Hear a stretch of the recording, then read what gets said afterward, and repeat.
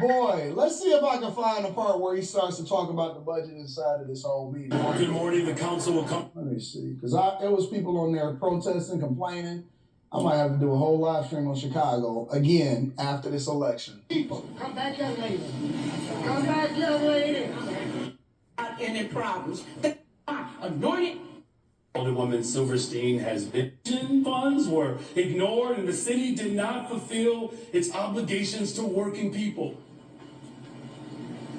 And the city deferred paying principal on its debt service year after year after year after year. These short-sighted decisions have had serious long-term consequences. What about the migrant crisis and becoming a sanctuary city? Don't worry, we'll get there. Let me give you an example of one of them.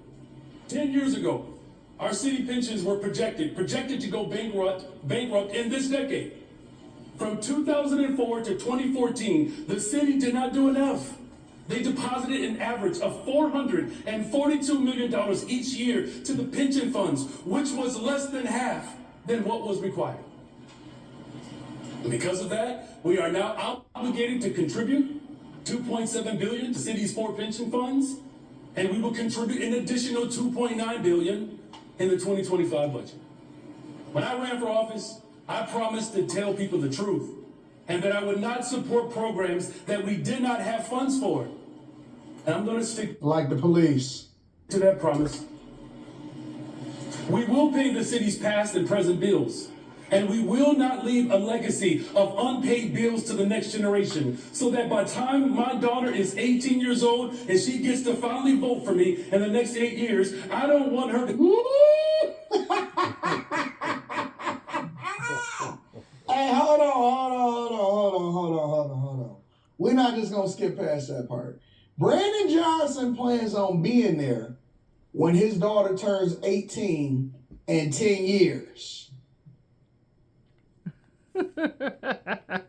Or 8 years, however long it's going to take for her to turn 18.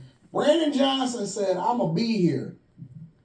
Migrant crisis, bankruptcy, higher property taxes, no police, removing shot spotter. He only been in office for a year. I don't even know if it's been 2 years. A year, 2 years, what?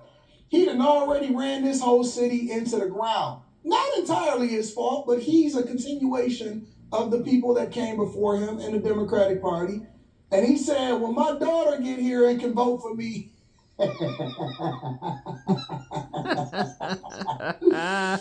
Oh, I love these politicians. To go to that polling booth and say, Dad, how come you didn't do something today to fix the problem so she doesn't inherit the crisis? In spite of the past mistakes, our administration, though, we've been able to fulfill the promises that I made to Chicago and deliver for the people of Chicago, and we did it in a fiscally responsible way. It turns out that you can invest in people.